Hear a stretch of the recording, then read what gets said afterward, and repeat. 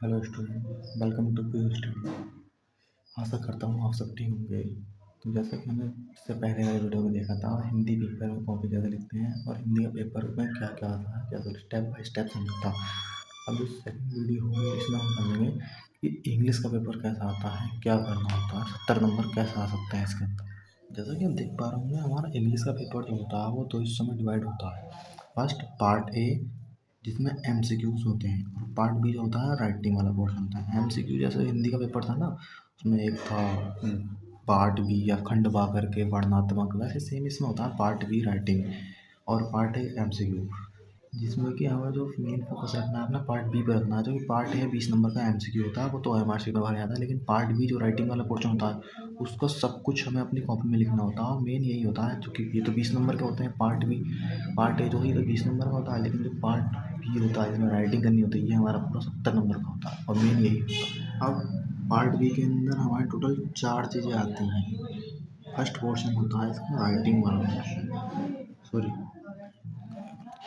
सबसे पहले हमारा पार्ट बी में जो आता है पूरा पोर्शन होता है रीडिंग पोर्शन। रीडिंग में भी क्या करना होता है, एक पैसेज होता है जो हमें दे रखा होगा, उसमें हमें पढ़ के उस पैसेज में से टोटल हमारे पास 4 क्वेश्चन होते हैं। कितने? 4, जिसमें कि 3 क्वेश्चन के आंसर तो उसके अंदर दे रखे होंगे हमें, पढ़ के उसमें, लेकिन जो चौथा एक क्वेश्चन बचता है ये होता है grammar based, like opposite word हो गया, ये आपका वो हो सकता है सिंटोनिम्स, इस टाइप में कुछ हो सकता है। पैसेज वाला पोर्शन होता है, और ये जो क्वेश्चन आते हैं टोटल हमारे 7 नंबर के होता है यार पोर्शन रीडिंग। इसमें कि जो 3 क्वेश्चन होते हैं जो हमें देख के लिखने हैं वो होंगे हमारे 2-2 नंबर के, यानी 6 मार्क्स के टोटल हो जाएगा वो। जो एक होगा ऑलरेडी हमारा 1 नंबर का होता है, यानी इसे लगा के पूरे हमारे ये 7 मार्क्स का क्वेश्चन पहला वाला बन जाता है जो रीडिंग के पोर्शन में आता है, जैसा कि आप स्क्रीन में देख पा रहे हैं क्वेश्चन दे रखे हैं। उसके बाद सेकंड पोर्शन होता है इसमें राइटिंग का, जिसके अंदर हमारी 2 चीज़ें आती हैं, एक तो आता है लेटर और एक होता है हमारा ऐसे। अब ये भी हमें 2 चीज़ों में डिवाइड कर रखा होता है, हमारे पास ऑप्शन होते हैं सब में, 2 दे रखा होगा लेटर, उनमें से कोई एक लेटर करना होगा हमें, और 2 ही दे रखे होंगे ऐसे, जिसमें कि हमें कोई एक ऐसे करना होता है। अब जो लेटर होता है, लेटर दे रखा होगा इन्होंने हमें 4 मार्क्स का, ओके, और जो होता है ऐसे वो होगा इनका 6 मार्क्स का। इस तरीके से ये जो पूरा पोर्शन हमारा बन जाएगा राइटिंग वाला, वो 10 मार्क्स का बन जाएगा। ये भी मैं बता दूंगा कौन कौन से याद करना है, उस तरीके से कर लो। उसके बाद जो इंग्लिश में आता है वो थर्ड पोर्शन होता है हमारा ग्रामर, जिसके लिए पूरी इंग्लिश जानी जाती है, वो मेन पोर्शन ग्रामर ही होता है। लेकिन जो आजकल के टीचर हैं उन्होंने ग्रामर को ऐसा बना दिया कि हुआ टाइप में अनाधुन लिखवा जा रहे हैं, जिनका कोई लॉजिक नहीं है, कोई काम नहीं है। पर कोई बात नहीं, मैं बताता हूँ कुछ। अपने पास जो ग्रामर आती है बोर्ड के अंदर 10th क्लास में, वो केवल 10 मार्क्स की आती है, सिर्फ 10 मार्क्स की। इसमें भी हमारे पास सिर्फ 4 चीज़ें करनी होती है, सब कुछ नहीं करना कि ऐसे भी कर लो, ये कर लो, वो कर लो, तो वो अलग रीडिंग राइटिंग पोर्शन में चला गया। लेकिन ग्रामर में जाता है सिर्फ 4 चीज़ें आती हैं जो हमारी मेन होती हैं। सबसे पहले पोर्शन में आता है नरेशन, जिसे आज के टाइम में हम इनडायरेक्ट और डायरेक्ट बोलते हैं, ठीक है।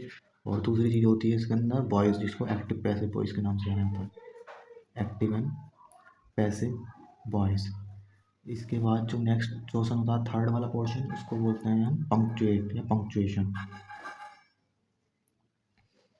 फिर इसके बाद हमारा लास्ट पोर्शन होता है ट्रांसलेशन, जो मेन होता है ट्रांसलेशन। अब ये जो दे रखी है इन्होंने, इसमें कि एक सेंटेंस ही आता है हमारा नरेशन का, 2 दे रखे होंगे, कोई हमें एक करना है जो 2 नंबर का होगा, और 2 ही नंबर का होगा एक्टिव पैसिव, इसमें भी 2 दे रखे होंगे, हमें कोई एक करना होगा। सेम पंक्चुएशन 2 दे रखे होंगे, कोई एक पंक्चुएट करना है, 2 नंबर होगा।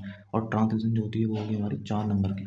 ट्रांसलेशन एक ही दे रखी होगी, उसको हमें ट्रांसलेट करना है। अब कुल मिला के 1 2 3 4 चीज़ें, अगर इंसान को, हमारे पास बोर्ड के टाइम पे 2 साल होते हैं पूरे 9th और 10th, अगर हम इन 4 इस चीज़ों को इस तरीके से डिवाइड कर दें 2 साल में सही से पढ़ा दें, तो बच्चे का ये पोर्शन बहुत अच्छा हो जाएगा और ग्रामर में 10 पूरे मार्क्स उसे मिल जाएंगे। लेकिन आज के टाइम में कोई नहीं पढ़ा रहा है ऐसे, सब उल्टा सीधा पढ़ा रहा है जिनसे इतना।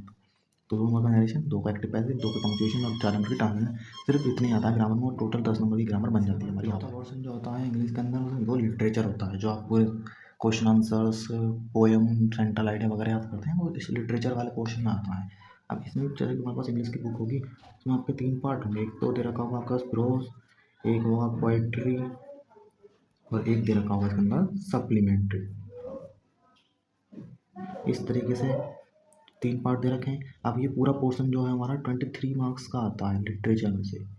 इसमें देखते हैं, जिसमें कि प्रोस में से हमारे पास 2 शॉर्ट करने होते हैं हमें, जो हमारे पास 4 नंबर के होते हैं, 4 नहीं 6 के, सॉरी 2 शॉर्ट होते हैं 6 नंबर के, और एक करना होता है इसके अंदर लॉन्ग क्वेश्चन, जो हमारा दे रखा हुआ हमें 4 मार्क्स है। इस तरीके से प्रोस जो आती है पूरी 10 मार्क्स की हमें आती है, ठीक है। फिर पोइट्री वाला पोर्शन, पोइट्री में से क्या करना होता है हमें, एक तो हमें कोई 4 लाइन की पोएम याद होनी चाहिए, 4 लाइन की पोएम जो हमें दे रखी हुई इन्होंने पूरे 3 मार्क्स की, और एक ही हमें करना होता है इसमें सेंट्रल आइडिया याद, सेंट्रल आइडिया जो दे रखा हुआ है वो 3 नंबर का, यानी 3 मार्क्स का जो है याद होगा। टोटल ये पोइट्री वाला पोर्शन हमारा हो जाएगा 6 नंबर में।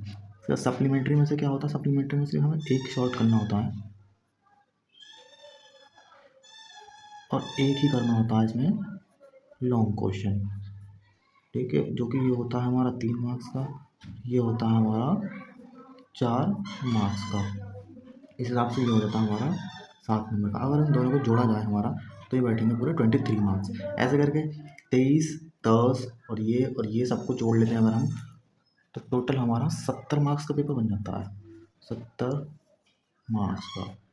तो ये होता है इसका पूरा इंट्रोडक्शन या इंडेक्स बोल सकते हैं, जो इंग्लिश में आता है। एक बार आपको पूरा प्रॉपर, पहला पोर्शन हमारा रीडिंग का है जिसमें सब चीज़ें रखा था, इसके बाद फिर राइटिंग वाला पोर्शन आया था, फिर हमारा ग्रामर का पोर्शन है, एंड इसके बाद हमने लास्ट देखा था लिटरेचर वाला पोर्शन। तो ये पूरा ओवरऑल लगा के हमारा 70 मार्क्स का पेपर बन गया है। आई होप आपको वीडियो पसंद आई होगी। इस वीडियो में बस इतना ही। हम नेक्स्ट वीडियो जो आएगी इसको, उसमें मैं बताऊँगा पेपर कैसे सॉल्व करते हैं, और वो भी बोर्ड की कॉपी में आपको करके दिखाऊंगा। तो उसके लिए आप हमारे चैनल को सब्सक्राइब करें, और वीडियो अच्छी लगी तो लाइक करें, अदरवाइज